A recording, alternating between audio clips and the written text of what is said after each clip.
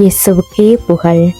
இயேசுவில் பிரியமானவர்களே, இன்று நம் ஆண்டவர் மத்தேயு 18 அதிகாரம் 19 இவ்வாறு நம்மோடு பேசுகின்றார். உங்களில் இருவர் மண்ணுலகில் தாங்கள் வேண்டும் எதை குறித்தும் மனமொத்திருந்தால் உன்னுலகில் இருக்கும் என் தந்தை அதை அவர்களுக்கு அருள்வார். நாங்கள் அன்றாடம் ஜெபம் செய்யும் போது ஒருவராக அல்ல, ஒன்றிணைந்து ஆண்டவரை நாட வேண்டும். அப்போது எங்களுடைய வேண்டுதல்களும் வலிமையானதாக இருக்கும் என ஆண்டவர் இயேசு இந்த வார்த்தையினூடாக நமக்கு என்று சொல்லுகிறார். ஒற்றுமையிலே கடவுளின் சக்தி இருக்கிறது. ஆண்டவர் இயேசு கூறியது போல, எங்கே என் பெயரால் 2 அல்லது 3 கூடியிருக்கிறார்களோ அங்கே அவர்களின் நடுவே நான் வாசம் செய்வேன் என்று. பிரியமானவர்களே, தனி ஜெபம் முக்கியமானது தான்.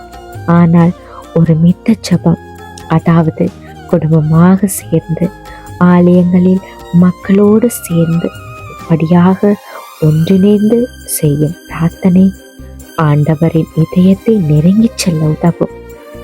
ஆனால் நாங்கள் எதை குறித்து ஜெபிக்கிறோமோ அது உண்மை உள்ளதாயும் ஜெபிக்கும் இருவருக்கிடையேயான ஒரே நோக்கமாயும் இருக்க வேண்டும். அதை விட்டுட்டு ஒருவர் நான் மட்டும் நல்லா இருந்தா போதும் என்று ஜெபிக்கிறது, அடுத்தவர் நான் மட்டும் அவங்கள விட நல்லா இருந்தா போதும் என்று ஜெபிக்கிறது.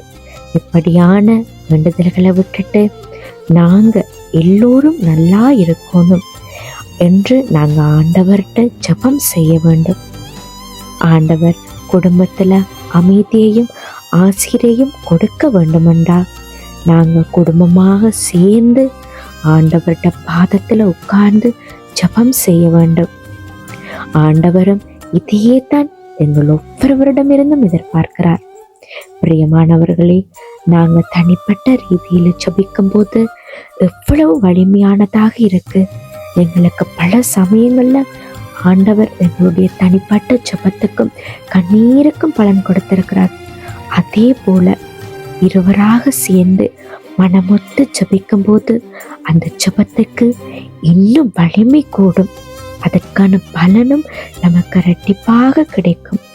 எனவே பிரியமானவர்களே, ஆண்டவர் இயேசு கூறியது போல முடிந்தவரை நாங்க 1 2 அல்லது குடும்பமாகவோ சேர்ந்து ஆண்டவரை அன்றாடம் தொழுது ஜெபிப்போம். ஆமேன்.